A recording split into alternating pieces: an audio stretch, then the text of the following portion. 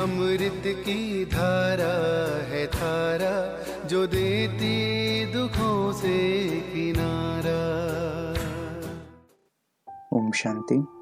मुरली मंथन हम 4 हिस्सों में करेंगे: ज्ञान, योग, धारणा और सेवा।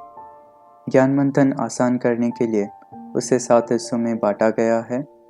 पहला है परमात्मा, दूसरा है आत्मा, तीसरा है त्रिलोक और त्रिमूर्ति, चौथा है कल्पवृक्ष, पांचवा है सृष्टि चक्र, छठा है सीढ़ी या फिर भारत के उत्थान और पतन की कहानी, और सातवां है गीता और गीता के भगवान। आज 1 सितंबर 2020।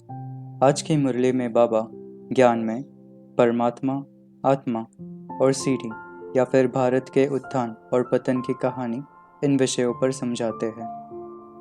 आज के महावाक्य है: मीठे बच्चे, बाप आए हैं तुम्हें कर्म, अकर्म, विकर्म की गुह्य गति सुनाने।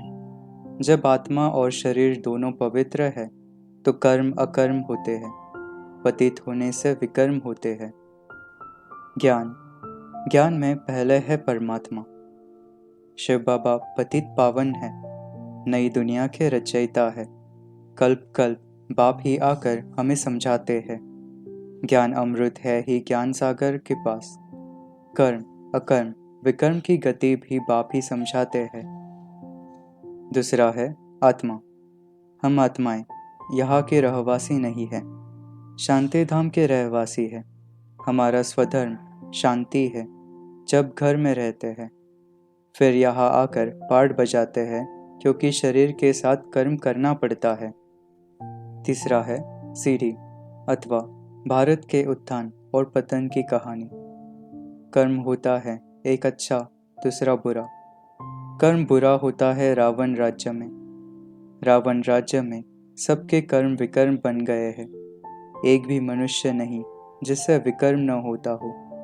मनुष्य तो समझते हैं साधु सन्यासी आदि से विकर्म नहीं हो सकता क्योंकि वह पवित्र रहते हैं, सन्यास किया हुआ है। कहते भी है हम पतित हैं, पतित पावन को बुलाते हैं। जब तक वह न आए तब तक दुनिया पावन बन नहीं सकती। पावन दुनिया में जब जाएंगे तो पतित दुनिया को याद नहीं करेंगे। वह दुनिया ही अलग है। हर एक चीज़ नई फिर पुरानी होती है। नई दुनिया में एक भी पतित हो न सके। अभी तो यह है ही पतित दुनिया। पावन दुनिया में भारतवासी ही थे। भगवान उवाच, कामचिता पर बैठ सावरे बन जाते हैं, फिर ज्ञानचिता पर बैठने से गोरे बनेंगे। राम को भी काला बनाते हैं। पूछे काला क्यों बनाया है तो कह देंगे यह तो ईश्वर की भावी, यह तो चला आता है। अब तुमको बाप समझाते हैं कामचिता पर बैठने से पतित, दुखी, वर्त नोटे पैनी बन जाते हैं। वह है निर्विकारी दुनिया, यह है विकारी दुनिया। अब औरों को समझाने वाले खुद कामचिता पर बैठ जाते हैं, फिर पछताते हैं यह क्या हुआ, बॉक्सिंग है ना। फिर 100 गुना दंड पड़ जाता है। गाया भी हुआ है अमृत पीकर फिर बाहर में जाए दूसरों को सताते थे। यह सूर्यवंशी, यह चंद्रवंशी, फिर वैश्यवंशी बनना ही है।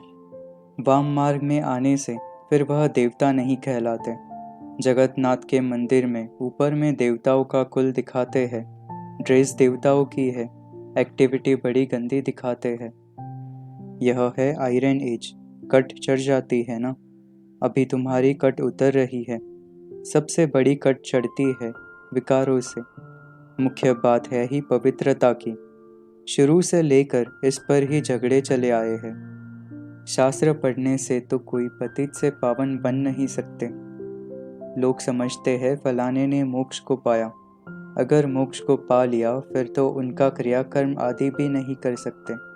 आत्मा तो एक शरीर छोड़ दूसरा जाकर लेती है, 1 सेकंड की बात है।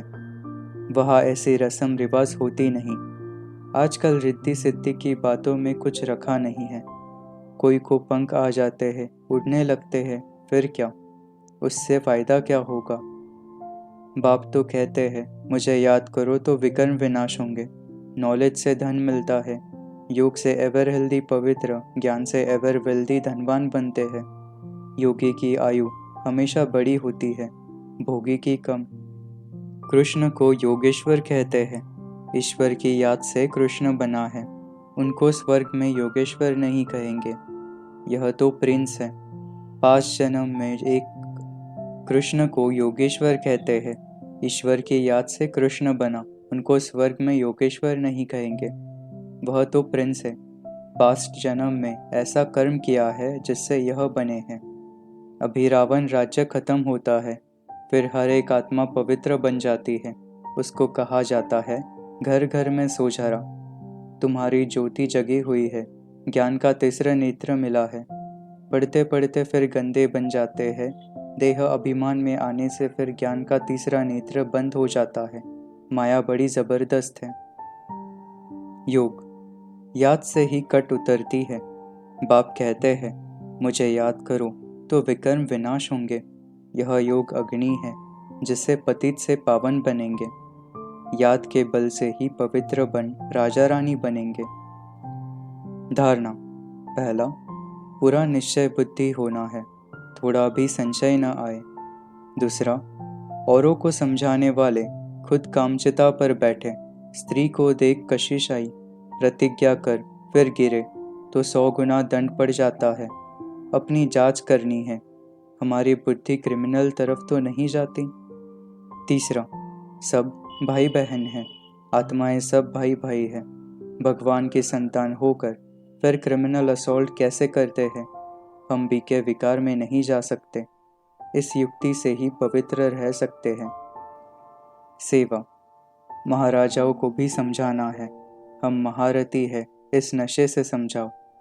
बाबा जिन बातों पर अटेंशन खिंचवाते हैं उन पर ध्यान देना चाहिए। मंदिरों में बहुत सर्विस कर सकते हो, श्रीनाथ द्वारे में भी समझा सकते हैं।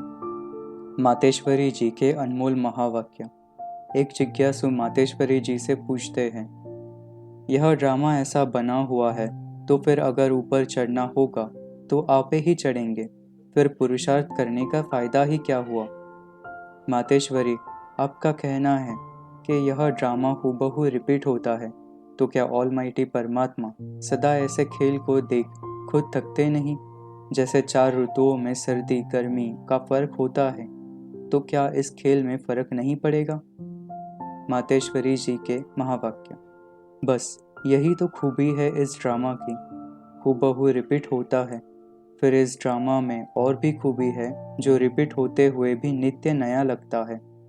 भल हूबहू कल पहले वाला चलता है, परंतु जब उनको साक्षी समझ देखते हैं तो नित्य नया समझते हैं। अभी सुख दुख दोनों की पहचान मिल गई है, इसलिए ऐसे नहीं समझना अगर फेल होना ही है तो फिर पढ़े ही क्यों? नहीं, फिर तो ऐसे भी समझे, अगर खाना मिलना होगा तो आपे ही मिलेगा, फिर इतनी मेहनत कर कमाते ही क्यों है? इस अविनाशी ज्ञान का विनाश नहीं होता। करके इतना पुरुषार्थ न कर दैवी रॉयल घराने में न भी आवे, परंतु अगर कम पुरुषार्थ किया तो भी उस सत्युगी दैवी प्रजा में आ सकते हैं। ईश्वरीय नॉलेज के ऊपर मम्मा के महावाक्य। पहले पहले तो अपने को एक मुख्य पॉइंट ख्याल में अवश्य रखनी है। जब इस मनुष्य सृष्टि झाड़ का बीज रूप परमात्मा है, तो उस परमात्मा द्वारा जो नॉलेज प्राप्त हो रही है वो सब मनुष्यों के लिए ज़रूरी है। सभी धर्म वालों को यह नॉलेज लेने का अधिकार है।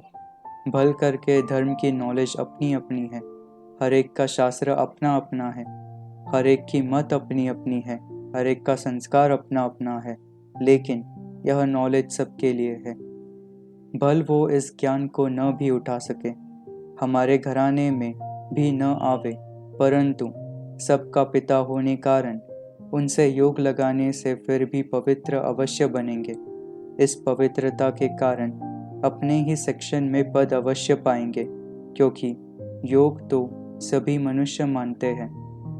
बहुत मनुष्य ऐसे कहते हैं हमें भी मुक्ति चाहिए, मगर सजाओं से छूट मुक्त होने की शक्ति भी इस योग द्वारा मिल सकती है। वरदान। सर्व प्राप्तियों के अनुभव द्वारा पावरफुल बनने वाले सदा सफलता मूर्त भव। जो सर्व प्राप्तियों के अनुभवी मूर्त है वही पावरफुल है। ऐसी पावरफुल सर्व प्राप्तियों की अनुभवी आत्माएं ही सफलता मूर्त बन सकती है, क्योंकि अभी सर्व आत्माएं ढूंढेंगी कि सुख शांति के मास्टर दाता कहाँ है। तो जब आपके पास सर्व शक्तियों का स्टॉक होगा तब तो सबको संतुष्ट कर सकेंगे। जैसे आजकल एक ही स्टोर में सब चीज़ें मिल जाती है, ऐसे आपको भी बनना है। ऐसे नहीं सहन शक्ति हो सामना करने की नहीं, सर्व शक्तियों का स्टॉक चाहिए, तब सफलता मूर्त बन सकेंगे। स्लोगन: मर्यादाएं ही ब्राह्मण जीवन के कदम हैं, कदम पर कदम रखना माना मंजिल के समीप पहुंचना। ओम शांति।